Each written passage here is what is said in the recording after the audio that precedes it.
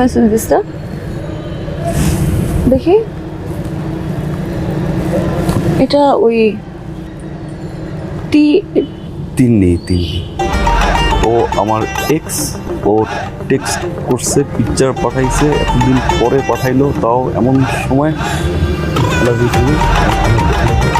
ও আচ্ছা আচ্ছা, রাখ তোর আই লাভ ইউ টু।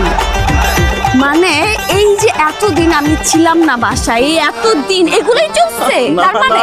হ্যাঁ, এই জন্যই তো আমি বলি আমাকে ছাড়া তুমি কিভাবে থাকতেছো, আমাকে ছাড়া তুমি কিভাবে খাইতেছো।